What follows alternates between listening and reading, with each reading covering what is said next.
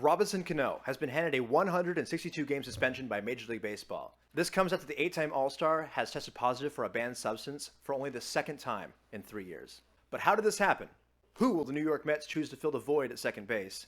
And what comes next for Robinson Cano and his seemingly declining career? Eddie Mabonglo back again for Team Steezy. Tonight we're taking a look at the rise and fall of Robinson Cano. Let's get into it.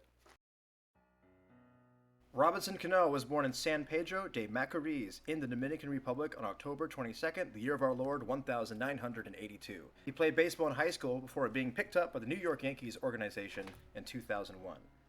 He made his debut in the spring of 2005. The very next season, he was voted into what would be his first of 8 All-Star games. In 2009, he and Derek Jeter paved the way for the New York Yankees' 27th World Series win in franchise history. His talents would send him to even more All-Star games again in 2010, 2011, here in 2012, 13, 14, 16, and here in 2017, where he was the All-Star Game Most Valuable Player. On May 15th, 2018, he tested positive for furosemide, a diuretic known for diluting urine samples. This makes the drug very popular for those trying to hide traces of performance-enhancing drugs during testing. Even though he didn't test positive for PEDs directly, MLB regulations treat this and similar substances as such, resulting in an 80-game suspension. In response, Cano released a statement on social media. Recently, I learned that I tested positive for a substance called furosemide, which is not a performance-enhancing substance. Furosemide is used to treat various medical conditions in the United States and in the DR. This substance was given to me by a licensed doctor in the Dominican Republic to treat a medical ailment. While I did not realize at the time I was given a medication that was banned, I obviously now wish that I had been more careful.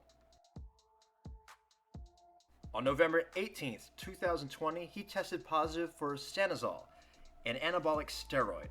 This time, Major League Baseball suspended him for 162 games. While at the time of recording this video, Robinson has not publicly responded to this suspension.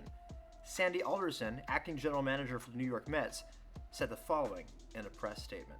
We are extremely disappointed to be informed about Robinson's suspension for violating Major League Baseball's Joint Drug Prevention and Treatment Program.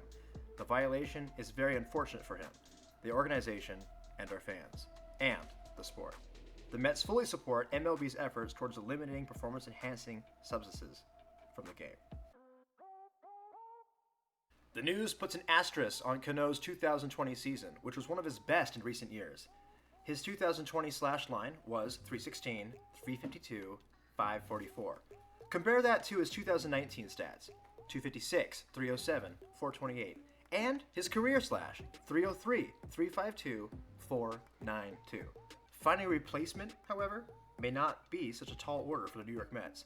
They're in good position to find a replacement before opening day 2021. They certainly have the depth to fill the blanks at second base. Luis Guillorme could see more playing time next season. He's been the go-to backup for just about every infield position other than first base, while Ahmed Rosario and fellow infielder Andres Gimenez have been duking it out for the starting shortstop position all season long. To be honest, I think Gimenez won. Rosario could still make the transition to second base as the team brass wants him to be a starter anyways. Jeff McNeil was called up to the majors in 2018 to play as the Mets second baseman until he was replaced by Cano and moved to the outfield. Restoring McNeil to second base would bring him full circle and allow him to utilize his natural talent. DJ LeMahieu is the biggest available second baseman in free agency after playing most recently with the New York Yankees.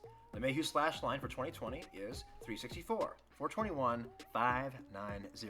It'd also be a win-win by keeping him in the same city, negating the need for relocation costs. D. Strange Gordon is a bit of a wild card, but I'm bringing him up not only because he's a free agent, but because he's also my favorite current second baseman in the game. Playing alongside my favorite player of all time, Ichiro Suzuki, with 2 different teams before Ichiro's 2019 retirement.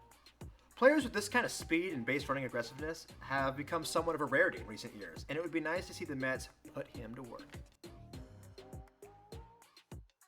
Word on the street, the New York Mets may be interested in making a trade for Francisco Lindor of the Cleveland Indians. Lindor's a shortstop, but can easily make the transition to second base. Alternatively, Gimenez could move to second base when Lindor takes the helm at shortstop. Of course, it would depend on who the Mets send to Cleveland. MLB.com's David Adler wrote that a plausible scenario would see Gimenez and McNeil, along with prospects Pete Crow Armstrong and Riley Gilliam, off to the Indians in exchange for Lindor and catcher Austin Hedges.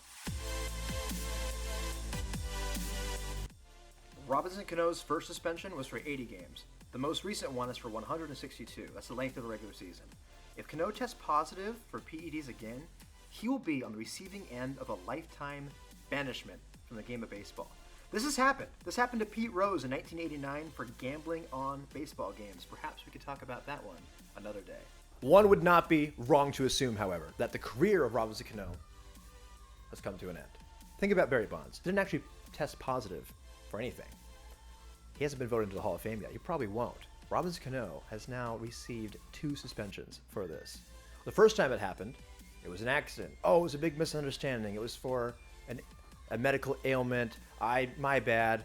Completely void of malicious intent. But now he's been caught for a second time. The past of Robinson Cano is a work of fiction. And the future, no matter how prolific, no longer matters. This has been Eddie with Team Steezy. Be sure to like and subscribe. Have a good night.